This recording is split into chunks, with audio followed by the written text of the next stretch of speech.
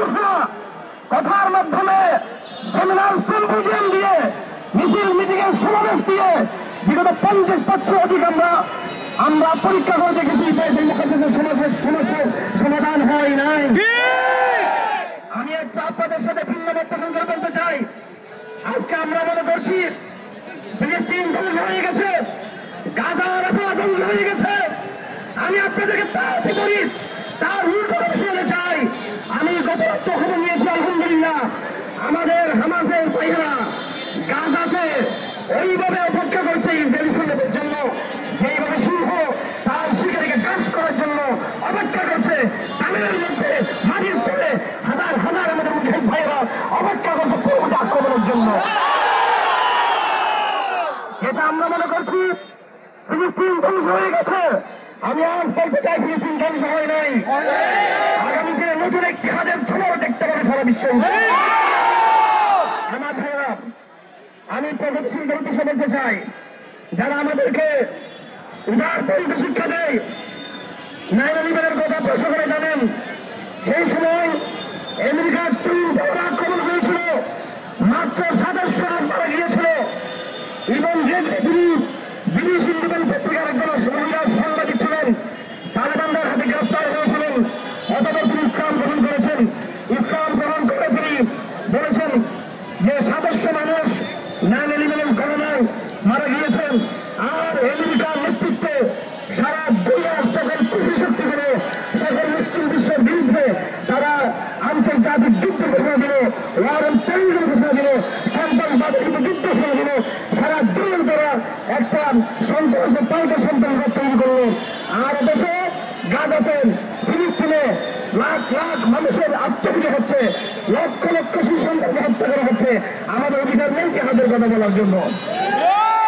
তোমরা যদি 2700 লোকের প্রাণহানির ঘটনায় সারা দুনিয়ার মুসলমানদের যদি যুদ্ধ শুরু করতে পারো, আমরা আমাদের মা বোনদের রক্তের পরিশুদ্ধ করার জন্য তোমাদের মাথায় মাথায় আঘাত করার আমরা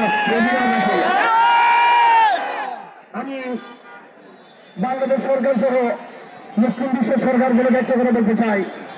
সবাই আমরা বলি মুসলিম বিশ্ব সরকারকে আমরা দাবি দিয়ে থাকি, মুসলিম বিশ্বের সেনাবাহিনীকে আমরা দাবি দিয়ে থাকি, আপনারা বাইতুল মুকাদ্দাস মত করেন, আপনারা ফিলিস্তিনের পক্ষে আপনারা অবস্থান গ্রহণ করেন। আমি মুসলিম বিশ্বের কাবুলের সরকারগুলোর কাছে ওইরকম কোনো আবেদন করতে চাই না। আমি মুসলিম বিশ্বের কাবুলের সেনাবাহিনী, কাবুলের সরকারের কাছে ফিলিস্তিনের জন্য কিছু করবে সে আবেদন করার জন্য আমরা এখানে আসি নাই। মুসলিম বিশ্বের সরকারগুলোর কাছে এবং সেনাবাহিনীর কাছে একটা অনুরোধ থাকবে, আপনারা বাইতুল মুকাদ্দাস বিজয় করতে পারবেন না, সরকারের মুসলমানদেরকে স্বাধীন করতে পারবেন না, আসামের সমস্যা সমাধান করতে পারবেন না, কাশ্মীরের সমস্যা সমাধান করতে পারবেন না, করতে পারবেন না। যারা পারবে তরুণ প্রজন্ম গ্রহণ করতে চায় তাদেরকে অন্তত বাধা দিন না। এই কাজ আমরা করবো, আমাদের সেনাবাহিনী লাগবে না। আমরা এই জিহাদের মাধ্যমে কিভাবে আমাদের দখল উদ্ধার করতে আমাদের জানা আছে। থাকবে আমাদের বন্ধ সংস্থাগুলো আমার বক্তব্য রেকর্ড করুন। আমাদের এই নামাজ যেমন ফরজ বিধান, হজ যেমন ফরজ বিধান, জিহাদ একটা ফরজ বিধান। আমাদের বন্ধুকে দেন, আপনার দিকে যাবো না কখনো ইনশাআল্লাহ। আমাদের দেশে কোনদিনও আরেকটা হবে না, কিন্তু অবশ্যই যারা খুনি, যারা গুরুত্ববাদী তাদের সাথে আমাদের জিহাদের বোঝানো রয়েছে ইনশাআল্লাহ। এই সব সমস্যাগুলো আমরা বাইরে থেকে দেখছি। আমি আমাদের কিছু আভ্যন্তরীণ সমস্যার কথা বলি। আমি মনে করি আমাদের এই যত সমস্যা, আমরা আজকে নির্যাতিত, নিপীড়িত, নিষ্পেষিত সারা দুনিয়ায়, এর প্রধানতম সমস্যা হলো আমরা নিজেরা।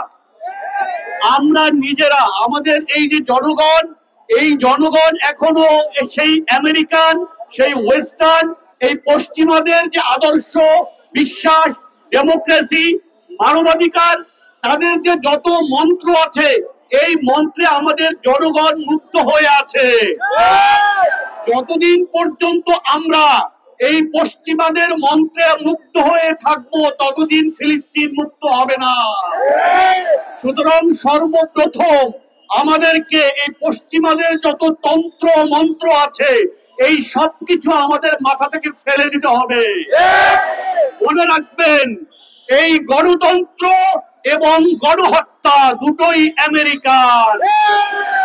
এই গণতন্ত্র এবং গণহত্যা দুটোই আমেরিকান। যতদিন পর্যন্ত আমরা আমাদের মুসলিম বিশ্ব থেকে গণতন্ত্রকে উৎখাত করে শরিয়া কায়েম না করতে পারবো, ততদিন পৃথিবীতে গণহত্যা বন্ধ হবে না। এটা আমাদেরকে ভালো করে বুঝে নিতে হবে। 2 নাম্বার, আমাদের দেশে এবং পৃথিবীর অন্যান্য সকল মুসলমান দেশগুলোতেও সেনাবাহিনী আছে, আছে না? এই সেনাবাহিনীর কাজ কি? আপনারা বলেন, এই সেনাবাহিনীর কাজ কি? এই সেনাবাহিনী এই বিগত 54 বছরে বাংলাদেশের উপরে আক্রমণ হয়েছে এবং তাদের বিরুদ্ধে লড়াই করেছে, এমন কোন ইতিহাস আছে? তাহলে কাজ কি? এই সেনাবাহিনী হলো মূলত পশ্চিমা তাদের প্রেসক্রিপশনে চলা সেনাবাহিনী। তাদের একমাত্র কাজ হলো নিজ দেশের জনগণকে দমন করা। আপনারা এই কাজ বিগত ফ্যাসিস্ট সরকারের 16 বছরের শাসনামলে করে এসেছেন। আমরা দেখতে চাই যে আপনাদের মধ্যেও কিছু বিবেক আছে। আমরা বিশ্বাস করি আপনাদের সকলের বিবেক মারা যায়নি। আপনাদের মধ্যেও কোনো কোনো বিবেকবান মানুষজন আছেন। আপনারা যে জনগণের টাকায় বেতন গ্রহণ করেন, এই জনগণের অর্থায়নে ডিওএইচএস যে আরাম আয়েসে জীবন কাটান, আপনারা একটু প্রমাণ করেন যে আপনারা এই দেশের জনগণের আদর্শ, বিশ্বাস, ধর্ম, সংস্কৃতি এবং তাদের সবকিছুর প্রতি আপনাদের বিন্দু মাত্র লয়ালটি আছে। একটু প্রমাণ করেন। এই সেনাবাহিনীর মধ্যে, এই সেনাবাহিনী দিয়ে যে ফ্রেমে, যে মডেলে আছে, এদেরকে দিয়ে কখনো আপনার ফিলিস্তিন মুক্ত করা সম্ভব হবে না। হাসিনাকে উচ্ছেদ করা সম্ভব হয়নি, কিভাবে আপনি ইসরায়েলকে উচ্ছেদ করবেন? সুতরাং আমি তাদের প্রতি আহ্বান রাখতে চাই চিন্তা করার। আপনাদের প্রতি আহ্বান রাখছি আমি চিন্তা করার আহ্বান, যে আপনারা কেমন বাহিনী হয়েছেন। আপনারা মুসলিম জাতির রক্ত অর্জিত ট্যাক্সের টাকা দিয়ে আপনাদের বেতন হয়, আর আপনাদের চোখের সামনে মুসলিম জাতির উপরে বম্বিং করা হয়, আপনাদের পক্ষ থেকে কোনো প্রতিক্রিয়া দেখা যায় না। আপনাদের বেতনকে আপনারা একটু হালাল করার চিন্তা করুন। আপনারা চিন্তা করুন যে মুসলিম জাতিকে রক্ষার জন্য আপনাদের হাতে অস্ত্র তুলে দেওয়া হয়েছে, মুসলিম জাতিকে দমন করার জন্য নয়। সুতরাং আপনারা আগামী দিনে কেমন ভূমিকা নেবেন, কি দায়িত্ব পালন করবেন, এর উপরেই নির্ভর করবে আগামী কতদিন আপনাদের এই সকল বাহিনী, মুসলিম বিশ্বের বাহিনী টিকে থাকবে, নাকি এই দেশ কত দ্রুত ইসলামের দিকে ধাবিত হবে। এটা ডিপেন্ড করবে আপনারা কত দ্রুত এটা উপলব্ধি করবেন তার উপরে। সুতরাং আপনারা সত্য পথে ফিরে আসুন, সত্যকে উপলব্ধি করুন এবং এই দেশ ও জনগণের যে আদর্শ, বিশ্বাস, ধর্ম, এটাকে রক্ষার জন্য আপনাদের সকল পরিশ্রম, চেষ্টা এগুলোকে ব্যয় করুন। আজকের আমরা এখানে যারা উপস্থিত হয়েছি, আমরা জানি আমাদেরকে যে আজকে এখান থেকে বলা হয় যে হ্যাঁ আপনাদেরকে যেতে দিলাম ফিলিস্তিন, আমরা কি আসলে যেতে পারবো এখান থেকে? না, যদিও আমাদের হৃদয় পড়ে আছে সেখানে। আমাদের প্রধান কাজ হবে এই যে মুসলিম ভূখণ্ড, এই ভূখণ্ডগুলো থেকে সেকুলার শাসন উৎখাত করে এখানে যতক্ষণ পর্যন্ত আমরা শরিয়ার শাসন ফিরিয়ে আনতে না পারবো, আমরা কোনো কার্যকর পদক্ষেপ গ্রহণ করতে পারবো না। কিন্তু আমাদেরকে নিজ নিজ জায়গা থেকে আপনার পাড়ায়, আপনার মহল্লায়, আপনার গ্রামে, আপনার গঞ্জে আপনারা নিজেদের প্রতিরোধ আন্দোলন করে তুলুন, তাওহীদ ভিত্তিক প্রতিরোধ আন্দোলন করে তুলুন, যেন আমরা এই দেশকে আগামী দিনে একটি তাওহীদ ভিত্তিক জাতি ও দেশ হিসেবে গড়ে তুলতে পারি। ইনশাআল্লাহ এরপরই আমরা এই দেশ থেকে ফিলিস্তিনকে মুক্ত করার জন্য কার্যকর কোনো পদক্ষেপ নিতে পারবো। আল্লাহ রাব্বুল আলামিন আমাদের রক্তের শেষ বিন্দু পর্যন্ত এই ইসলামের জন্য, আল্লাহর তাওহীদকে প্রতিষ্ঠা করার জন্য, গোটা পৃথিবীর মুসলিম উম্মার বিজয়ের জন্য কবুল করুন। আমরা আজকে কোন পরিস্থিতিতে এখানে এসে দাঁড়াইছি আপনারা জানেন। কোন পরিস্থিতিতে মুসলিম উম্মাহ প্রতিবাদী মুখর হয়ে উঠছে আপনারা জানেন। কোন পরিস্থিতিতে বিশ্বের মুক্তিকামী মানুষ আজকে প্রতিবাদের রাস্তায় নেমে এসেছে আপনারা জানেন। ফলস্তিনের গাজায় ইসরায়েল ইতিহাসের নৃশংসতম গণহত্যা চালাচ্ছে। এই গণহত্যা, এর আগের গণহত্যাগুলো হয়েছে মানুষের চোখের আড়ালে, অন্ধকারে, গোপনে। এই গণহত্যা হচ্ছে সবার চোখের সামনে।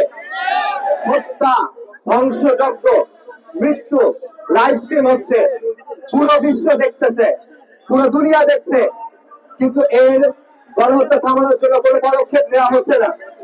এই গণহত্যা থামানোর জন্য কোনো উদ্যোগ নেওয়া হচ্ছে না। কেন? এই বিষয়টা আমাদের স্পষ্টভাবে জানা উচিত। এই প্রশ্নের উত্তরগুলো আমাদের স্পষ্টভাবে জানা উচিত, জানানো উচিত, বিশ্বের সামনে জানানো উচিত, এই কওমের সামনে স্পষ্ট করা উচিত। গাজায় গণহত্যা বন্ধ করার জন্য কোনো পদক্ষেপ নেওয়া হচ্ছে না। ইসরায়েলে গণহত্যা থামানো হচ্ছে না। জায়নবাদী আগ্রাসন থামানো হচ্ছে না। এর কারণ কি? এর পিছনে তিনটা মৌলিক কারণ আছে। প্রথম কারণ, ইসরায়েলের পক্ষে আমেরিকা এবং পাশ্চাত্যের সক্রিয় সমর্থন। স্পষ্টভাবে জেনে রাখুন, আমেরিকা এবং ইউরোপ যদি সমর্থন না দিত তাহলে কোনোভাবেই ইসরায়েল এই গণহত্যা এভাবে চালাতে পারত না। আমেরিকা এবং ইউরোপ যদি সমর্থন না দিত, সহযোগিতা না করত, তাহলে কোনোভাবেই ইসরায়েল আজকের এই অবস্থায় এসে পৌঁছতে পারত না। গাজায় মুসলিমদের হত্যা করা হচ্ছে, সে তার অস্ত্র দিচ্ছে আমেরিকা, এর অর্থায়ন করছে আমেরিকা, বিলিয়ন বিলিয়ন ডলার পাঠাচ্ছে আমেরিকা, আরো অস্ত্র পাঠাচ্ছে আমেরিকা, বিধ্বংসী বোমা পাঠাচ্ছে আমেরিকা। আমেরিকার সমর্থন ছাড়া এই হত্যাকাণ্ড কোনোভাবেই সমর্থন সম্ভব হতো না। আল্লাহ সুবহানাহু ওয়া তাআলা কোরআনে বলেছেন, দুরিবাত আলাইহিমুয যিল্লাতু সুকিফু ইল্লা বিজাবালিন মিনাল্লাহ ওয়া জাবালিন মিনান নাস। তারা লাঞ্ছিত, যেখানে তারা যাবে সেখানে লাঞ্ছিত হবে। দুটো ব্যতিক্রম ছাড়া, দুটো ব্যতিক্রম আছে, এটা বুঝতে হবে। ব্যতিক্রম গুলো কি? ইল্লা বিজাবালিন মিনাল্লাহ, যদি আল্লাহ সুবহানাহু ওয়া তাআলা হাবলিন মিনাল্লাহ, যদি আল্লাহ সুবহানাহু ওয়া তাআলার পক্ষ থেকে অনুগ্রহ করা হয়, অথবা যদি মানুষের পক্ষ থেকে কোন জাতি, কোন গোষ্ঠী তাদেরকে সহযোগিতা করে। মুফতি শফি রাহিমাহুল্লাহ মারফুল কোরআনে এই আয়াতের তাফসীরে লিখেছেন, ইসরায়েল রাষ্ট্রের মধ্যে আমরা এই বাস্তবতা দেখি। ইসরায়েল রাষ্ট্র গঠিত হয়েছে আমেরিকা এবং ইউরোপের সক্রিয় সমর্থনে, তাদের সহযোগিতায়, তাদের ছত্রছায়ায়, তাদের মদদে। এর ফলে 8 দশক ধরে এই দখলদারিত্ব চলছে। এর ফলে 8 দশক ধরে এই হত্যাযজ্ঞ চলছে। এর ফলে 8 দশক ধরে এই গণহত্যা চলছে। আল আকসাকে মুক্ত করার পথে সবচেয়ে বড় বাধা ইসরায়েল না। বাইতুল মাকদিসকে মুক্ত করার পক্ষে সবচেয়ে বড় বাধা ইসরায়েল না। এই গণহত্যা থামানোর পক্ষে সবচেয়ে বড় বাধা ইসরায়েল না, সবচেয়ে বড় বাধা আমেরিকা। আমেরিকা গেলো, ভেঙে দাও, ভেঙে দাও। আমেরিকা দুটাবাদ, ভেঙে দাও, ঘুরিয়ে দাও। আমেরিকা দুটাবাদ, ভেঙে দাও, ঘুরিয়ে দাও। সাপের মাথা আমেরিকা, নব্য ক্রুসেডার এবং জায়নবাদী শক্তির কেন্দ্র আমেরিকা। তাদের যারা ইসরায়েলের সমালোচনা করেন কিন্তু আমেরিকার সামনে সাজদা করেন, যারা ইসরায়েলের বিরুদ্ধে স্লোগান দেন আমেরিকার বিরুদ্ধে চুপ থাকেন, যারা ইসরায়েলের বিরুদ্ধে কথা বলেন আর মনে প্রাণে আমেরিকাকে সন্তুষ্ট করতে উতলা হয়ে থাকেন, তারা সত্য গোপন করেন অথবা তারা সত্য জানেন না। উভয় ক্ষেত্রে তারা পরিত্যাজ্য। গণহত্যা থামানো যাচ্ছে না, আগ্রাসন থামানো যাচ্ছে না, ইসরায়েল সমস্যার সমাধান হচ্ছে না। তার প্রথম কারণ ইসরায়েলের পক্ষে আমেরিকার সমর্থন। দ্বিতীয় কারণ আমেরিকার প্রতি মুসলিম দেশগুলোর শাসক এবং বাহিনীগুলোর গোলামি। এটা শুধুমাত্র আরব রাষ্ট্রগুলোর জন্য সত্য না, এটা অধিকাংশ মুসলিম রাষ্ট্রের জন্য সত্য। এই শাসক গোষ্ঠী এবং তাদের অনুগত বাহিনীগুলো আমেরিকার গোলামি করে। তারা মনে করে তাদের ক্ষমতা আসে আমেরিকার কাছ থেকে। তারা মনে করে তাদের চাকরি, তাদের ক্যারিয়ার, তাদের রুটি রুটি আমেরিকার সন্তুষ্টির সাথে সম্পর্কিত। যারা আমেরিকার কাছে দাসত্বের ক্ষমতায় আছে তারা কিভাবে আমেরিকার বিরুদ্ধে পদক্ষেপ নেবে? আজকে আমরা দেখি অনেকে এই শাসকদের কাছে আহ্বান জানায়, আমরা দেখি অনেকে এই বাহিনীগুলোর কাছে আহ্বান জানায়। তাদের যে তামান্না সেটাকে আমরা শ্রদ্ধা করি, তাদের যেই চিন্তা যে আবেগ সেটাকে আমরা শ্রদ্ধা করি, কিন্তু আপনি কার কাছে আহ্বান জানাচ্ছেন? যারা সারা জীবন বড় হয়েছে আমেরিকার গোলামি করে, যারা মনে করে আমেরিকা তাদের রব, যারা মনে করে আমেরিকার কথায় সবকিছু হয়, তারা কিভাবে আমেরিকার বিরুদ্ধে গিয়ে ইসরায়েলের বিরুদ্ধে অবস্থান নেবে? যতদিন পর্যন্ত আমেরিকার গোলামেরা আমাদের উপর চেপে বসে থাকবে, যতদিন পর্যন্ত আমেরিকার গোলামিগুলা এই বাহিনীগুলোর নেতৃত্বে থাকবে, ততদিন পর্যন্ত এই সমস্যার সমাধান হবে না।